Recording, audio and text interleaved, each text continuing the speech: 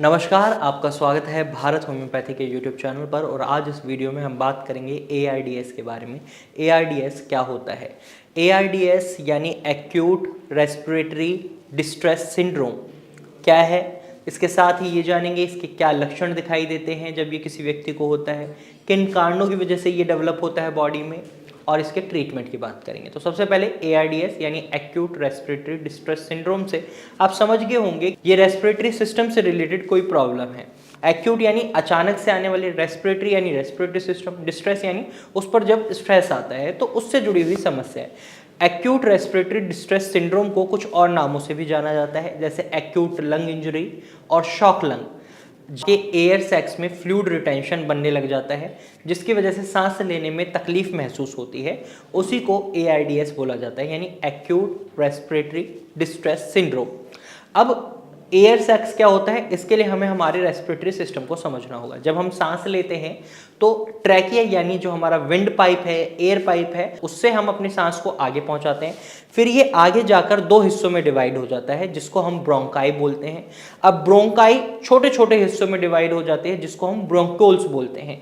और ब्रोंकोल्स आगे चलकर एयर सैक तक पहुंच जाते हैं। ब्रोंकोल्स का जो ज्वाइंट होता है वो एयर सैक पे होता है। अब ये एयर सैक क्या है, ये काम करते हैं एक्सचेंज ऑफ गैसेस, यानी जब आप ऑक्सीजन इनहेल कर रहे हैं तो ये कार्बन डाइऑक्साइड को बाहर निकाल रहे हैं। इस तरीके का काम आपके एयर सैक्स करते हैं। और ड्यू टू लीकेज जब इनमें फ्लूइड रिटेंशन बनने लग जाता है तो आपके शरीर में ऑक्सीजन की कमी देखने को मिलती है।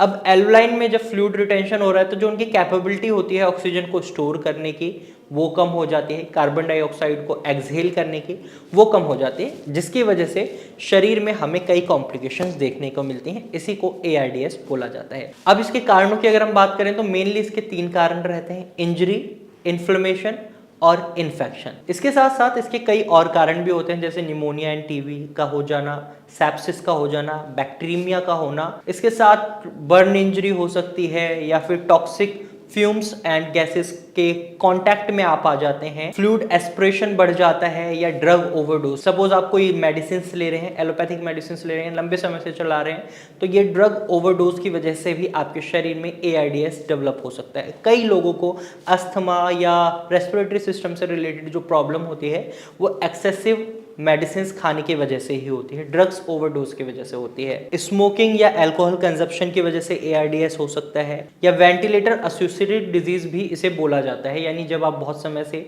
वेंटिलेटर पर रहते हैं तो इससे भी ARDS डेवलप हो सकता है। और इन जनरल ये ओल्ड एज लोगों में हमें देखने को मिलती है।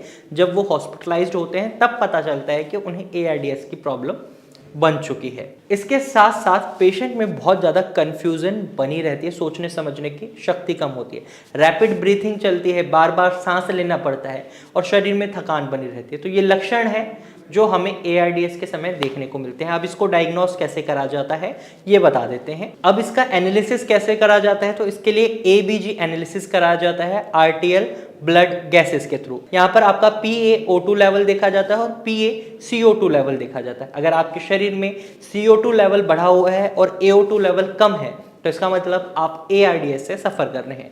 एक PaO2 लेवल जो बॉडी में रहना चाहिए वो 75 to 100 रहना चाहिए, और PaCO2 लेवल 35 से 45 के बीच में रहना चाहिए। लेकिन अगर ये बढ़ा हुआ है CO2 और ऑक्सीजन लेवल कम है तो इसका मतलब आप ARDS से सफ़र कर रहे हैं। इसके साथ साथ डॉक्टर आपको चेस्ट एक्सरे और CT स्कैन की सलाह दे सकते हैं। इसके बाद आपकी प्रॉब्लम को अच्छे से डायग्नोस करा जा सकता है और उसके साथ फिर ट्रीटमेंट बहुत रिक्वायर्ड हो जाता है। ARDS को भारत होम्योपैथी के साथ आप ठीक कर सकते हैं। भारत होम्योपैथी के डॉक्टर अस्थमा, रेस्पिरेटरी प्रॉब्लम्स में बहुत अच्छे से काम कर रहे हैं और बहुत अच्छे रिजल्ट्स भी आ रहे हैं। रिजल्ट इसलिए आ रहे हैं क्योंकि यहाँ पर पेशेंट टू पेशेंट दवाई अलग होती है। अगर आपकी बीमारी का रूट कॉज अलग है, अगर आपको जो लक्षण दिखाई दे रहे हैं वो अलग हैं, तो दवाइयाँ सेम कैसे हो सकती हैं? दवाइयाँ सेम दे देंगे तो रिजल्ट भी बहुत स्लो हो जाएगा, इसीलिए दवाइयाँ अलग रहती हैं और रिजल्ट्स बहुत जल्दी देखने को मिलते हैं। तो अगर आप ARDS या किसी भी तरीके की रेस्पिरेटरी प्रॉब्लम से सफ़र कर रहे हैं तो आप भारत होम्योपैथी की डॉक्टर टीम से कंसल्ट कर सकते हैं। आप स्क्रीन पर दिए गए नंबर पर कॉल कर सकते हैं और भारत होम्योपैथी की डॉक्टर टीम से एडवाइस ले सकते हैं। आज की वीडियो में सिर्फ इतना ही। ये जानकारी अगर आपको पसंद आई है तो वीडियो को लाइक और शेयर जरूर कीजिएगा, और ऐसे ही इन्फॉर्मेटिव वीडियोज़ के लिए हमारे चैनल को सब्सक्राइब कर लीजिएगा। Thank you for watching.